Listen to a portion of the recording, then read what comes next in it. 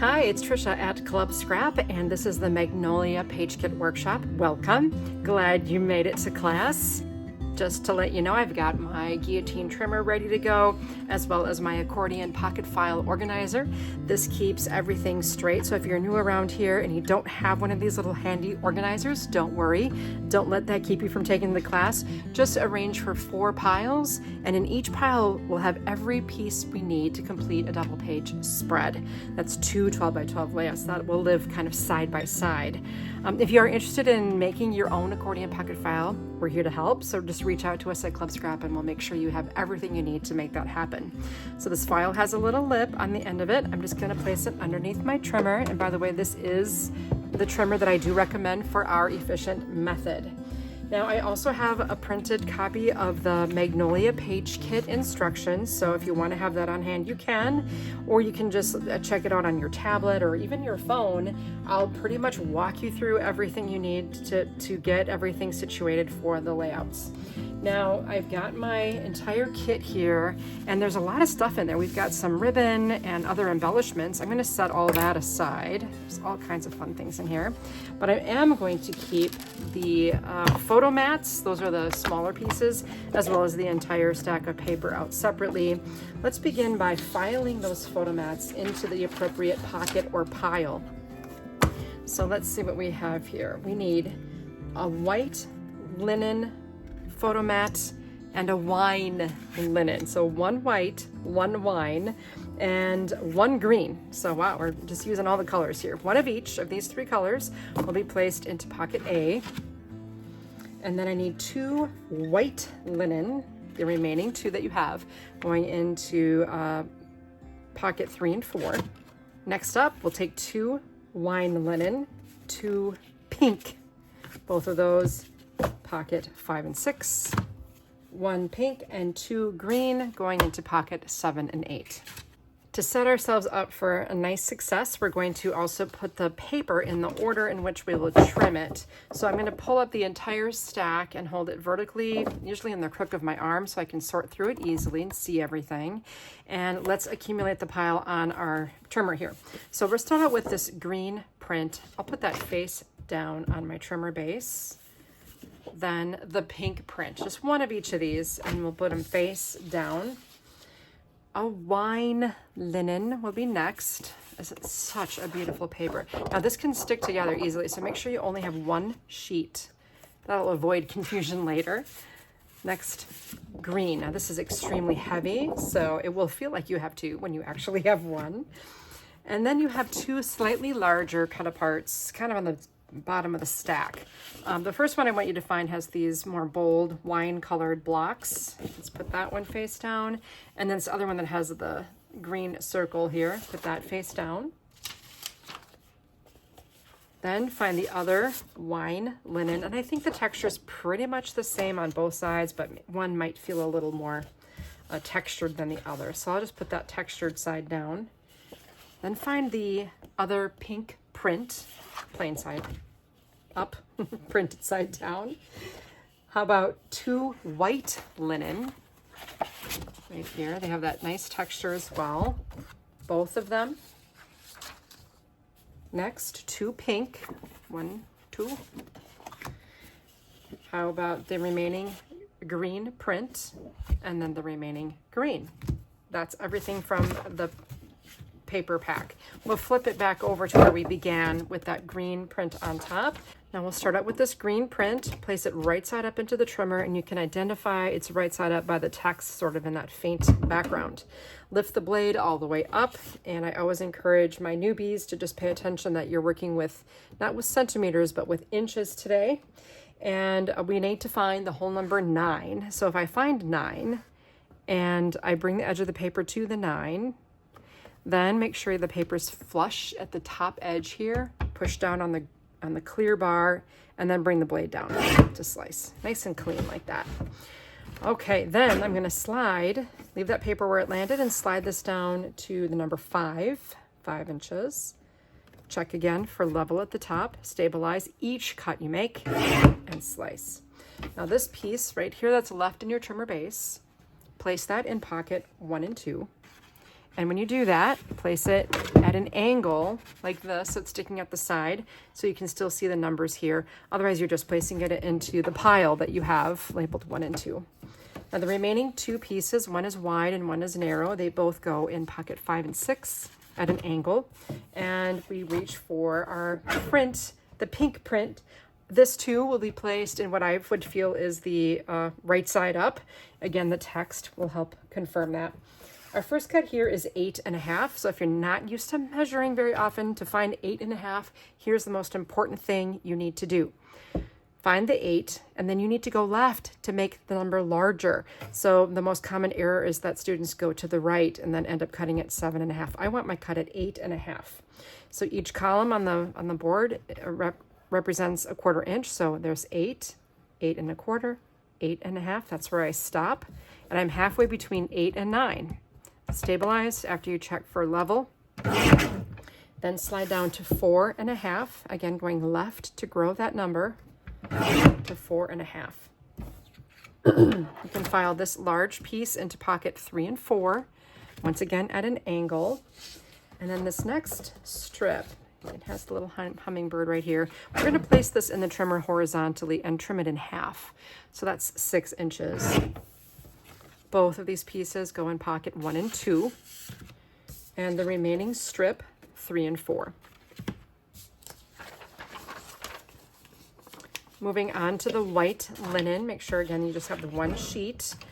We'll make 2 easy cuts to start with. Now I'm going to trim at 11 because my goal is to create a 1-inch piece falling off the edge.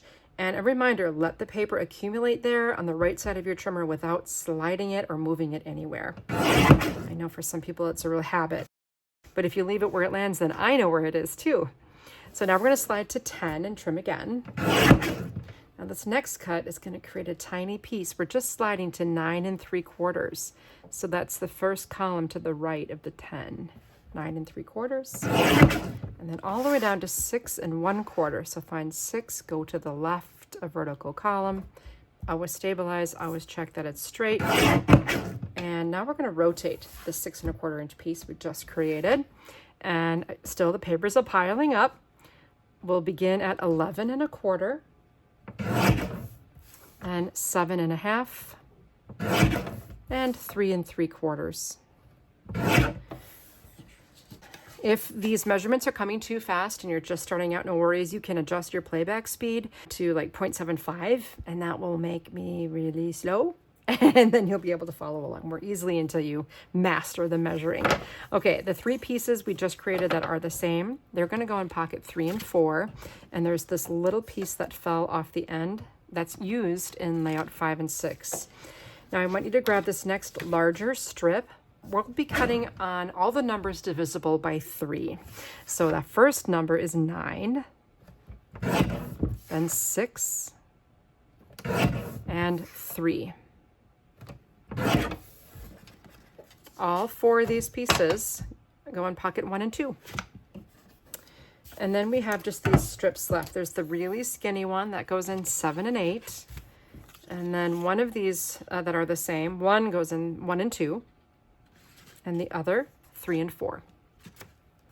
Moving on to green. Our first cut here is at 11 3/4. So we're really close to 12. We'll make a tiny little strip here. And then 10.5. So 10, go to the left, 10.5. 9 1/4. So 9 1/4. Nice whole number next. 7. Go to 7. And 3 3/4. 3 3/4. Okay, rotate the 3 3/4 piece. And let's cut at 7.5. 3 3/4. With those last 2 cuts, you made a pair of squares. Those both go into pockets 7 and 8. And then this next rectangular one goes in 5 and 6. And it doesn't matter what order things are when they land in the pocket. It's just going to be dumped out all in a pile anyway. Okay, now this next strip of green, this measures 3 1/4 inches wide right now. We'll trim it horizontally at 9 3/4, 7 1/2, 5 1/4. Take the 5 1/4 inch piece you just created plus one more little rectangle that just fell.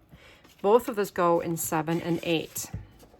Now there are 2 more rectangles left. Put one of them in 5 and 6 and the other in 1 and 2. This next strip that's pretty wide, that goes in 5 and 6 just as it is. Then we have 2 matching medium-sized strips, both going into 7 and 8. And this little tiny strip, 3 and 4. Here we are now at the Cutaparts.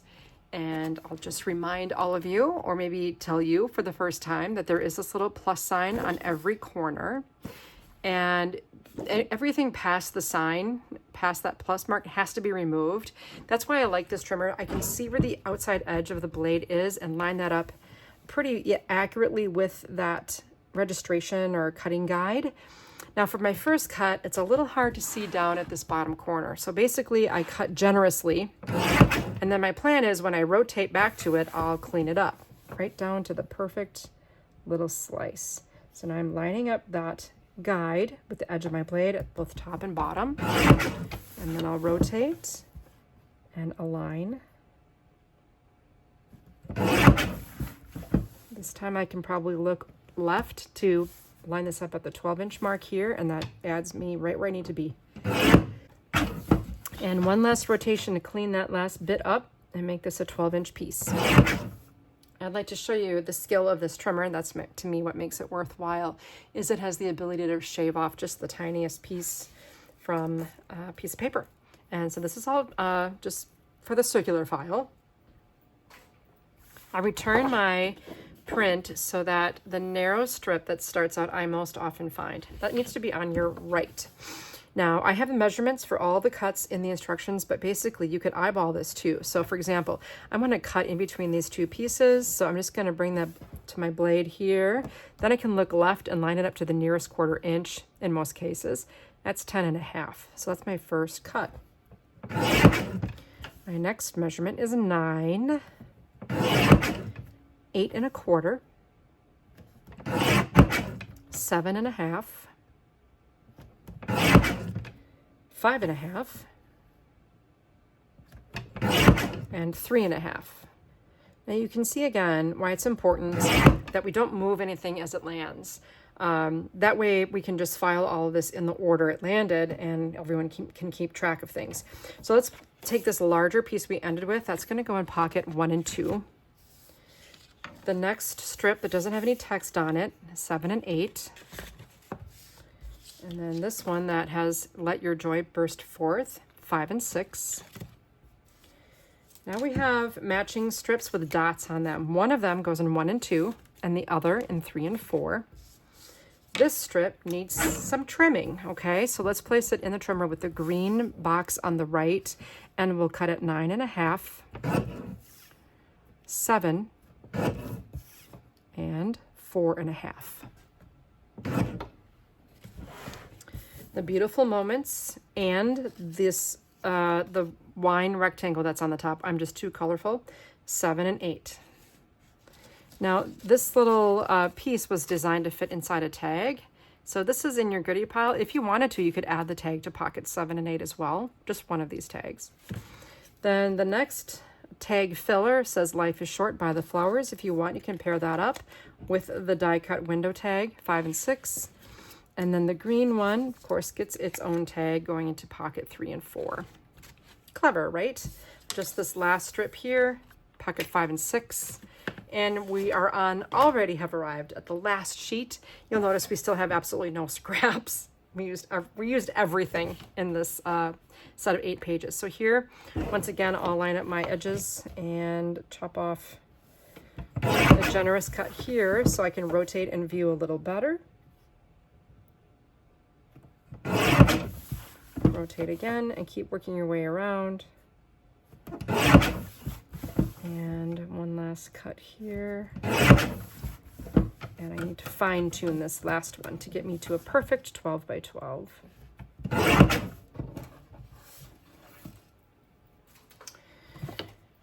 To To begin, once again, let's put that narrowest strip on the right. And how about we trim at 11? I'm guessing the next one is 10. Yes, 10. It's 7. And 4. Now a rotation, and you always rotate basically to locate the smallest piece on the on the far right. Let's cut at 10 and 6. This large 6-inch piece, pocket 1 and 2. The square 3 and 4, and the rectangle 5 and 6. Let's trim the next strip at 10, 8, and 5. Now just hang on with this one a minute. Do you see how it has these little corners on this make a tag? I like to just bring the blade down and line up that corner with the blade. And I can kind of see, especially if I close one eye, that seems to help me. I want to match the margin from the other sides. I'm just going to clip those little triangles off. Those will be our scraps of the day. Okay, so now I have a tag. It was a rectangle. Now it's a tag going into pocket 7 and 8. You have a square, 3 and 4. A journaling prompt with a magnolia, like a blossom on the bottom. That's 1 and 2. And another journaling prompt going into 7 and 8. I guess it goes this way, 7 and 8. All right, now we have another strip. It's the same cuts again. So 10, 8, and 5. Now we have some different elements here. Let's just separate things. I'm just a very loose separation of the 3 elements, and those will need to be fussy cut. Shouldn't take too long, not real bad. The largest blossom goes in 5 and 6, along with the leaf. Then you have the smaller blossom going into pockets 7 and 8. The round circle 1 and 2. The leaf, this leaf, 3 and 4. And the other leaf in 5 and 6, it won't really matter, virtually the same. And then you have the last 2 strips, those will go in 7 and 8. And I'm really thrilled to inform you we're finished with that trimmer, so I'm just gonna go ahead and set it aside. So other than those 2 little triangles we lobbed off and the edges of the Cutaparts, there were no scraps. Very proud of that. And for the rest of our session, we are going to simply dry fit all of the pieces that we trimmed and prepared. And then you can go back later on and work with your adhesive and tape and your photos and your journaling to finish everything up. We will begin at the back of the pile, the bottom of the pile. So layouts 7 and 8. So I want you to turn to page 4 of your instructions, look for layouts 7 and 8, and then you have this stack of remaining paper that we sorted earlier.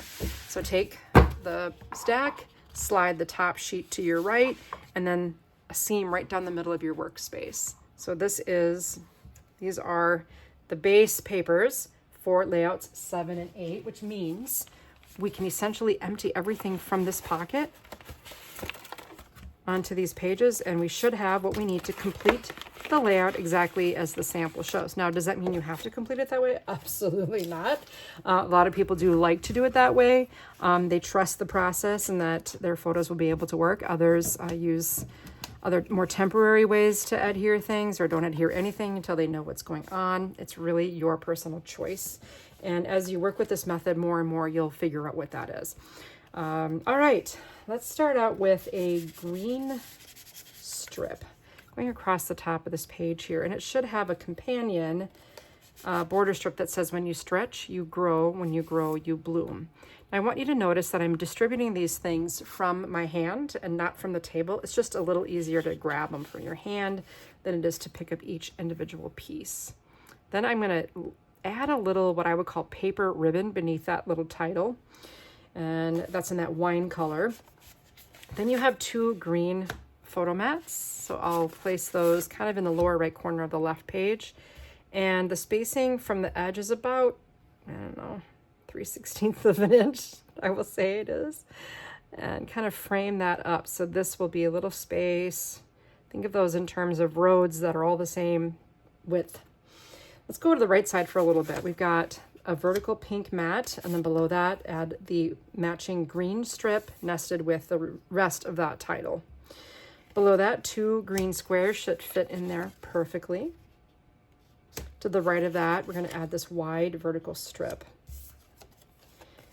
And then this tag that we made earlier has a mat, and you can clip the corners from that tag as well. Then there's this long sentiment that's going to be placed right about here. A journaling prompt should have a little green nesting mat for over here.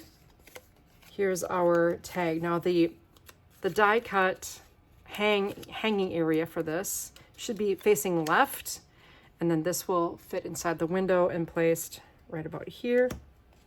And here we have this little fussy cut flower we're going to add in this spot. Now, there are these adorable little pearl buckles. You have this stunningly beautiful and perfectly matching green satin ribbon. So when you use the buckle, what you want to do is cover the band in the middle. So make sure you thread from the back of the buckle. And the buckle really is two-sided. It doesn't necessarily have a back. So you're coming in from the back and then coming back out through. And now you have the buckle attached to the ribbon. And once this is nested, it will wrap its way around this tag. That's going to be so pretty. And that's where that's going to live. It's so pretty. Now, shall we go over all the little details? Again, I'm not going to adhere things with you. I'll just give you some little tips. I did have a member share that she writes little post-it notes or like little items of interest for herself so she doesn't have to go back and watch the video again. Just things to remind herself. Like, for example, she might write foam adhesive on this or this, something like that. Oh, I see that I did punch a little hole in the top of the tag. That was with my badge holder punch. That would be with this guy, and we do carry these. It just gives you a nice sturdy rectangular hole that seems to be perfect for threading with ribbon. So I use it quite a bit, and so I've got that running around to the back. Really works well. This is attached with foam adhesive as well as this. And there's my pearl buckle threaded on the ribbon. Looks fabulous. Now on layout 7, ooh, so pretty and yet so simple. Here I threaded the same wine-colored ribbon through that punch in the tag, and then secured it on the back. I cut a second piece of the ribbon and just tied it into a knot and glue dotted it or glue lined it to the tag. So it's a 2-part deception. Really, because it kind of looks like I tied it, doesn't it? Like this is one ribbon and I managed to get this beautiful bow in there. No, that's not how that worked out. So go easy on yourself and just do it in 2 parts. No one will ever know the difference except me, perhaps.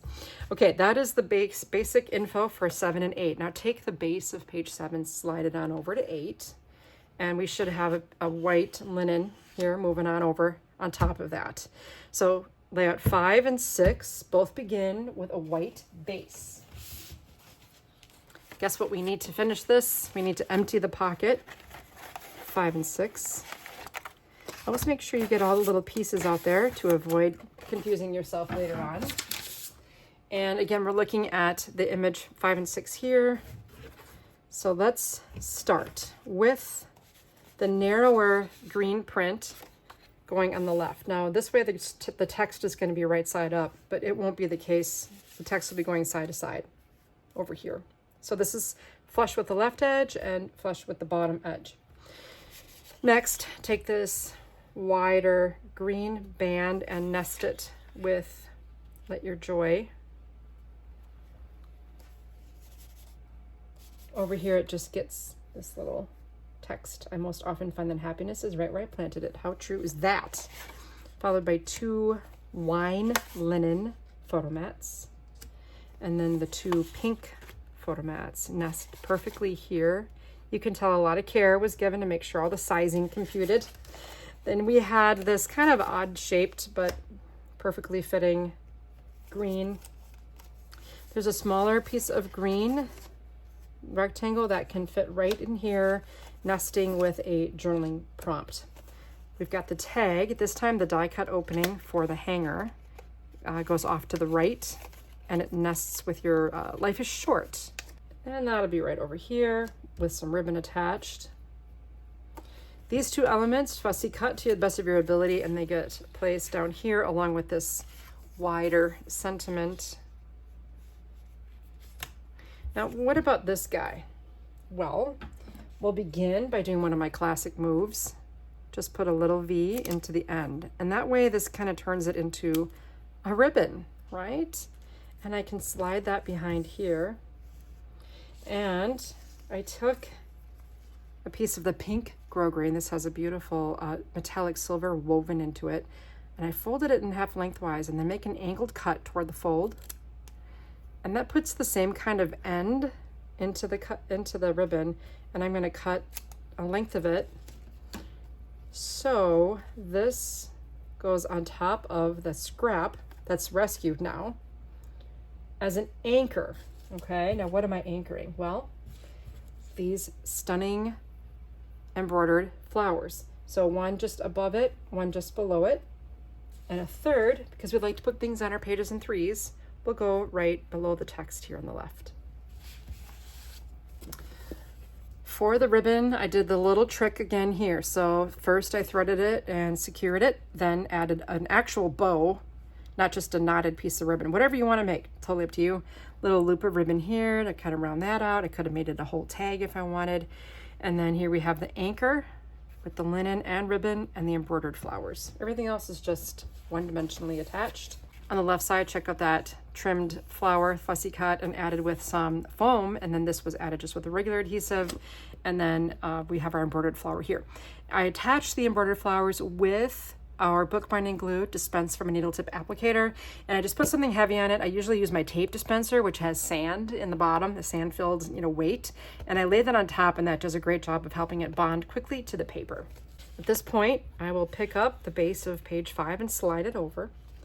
Now the base of page 4. We need to go back in our instructions now to layouts 3 and 4. Behold, they're both pink. We're right on track. So I'll empty the layout, or the pocket 3 and 4. And pick everything up so I can deal. Such a big deal. Now this larger piece will be upright in the right corner, flush again with the edge. And then this one, I rotated it a little. So you've got these flowers coming up right here. I thought that looked really pretty. Easy to hand out my 3. Now these are gonna accommodate a photo that's 6 inches wide, but only 3.5 inches tall. It will work. Then a wine little transition color here, nested with the dotties. Okay, now you do have this green strip. It actually goes on the right side, and the ribbon that you see on the left happens to be actual ribbon, not a paper ribbon. It's deceptive, right?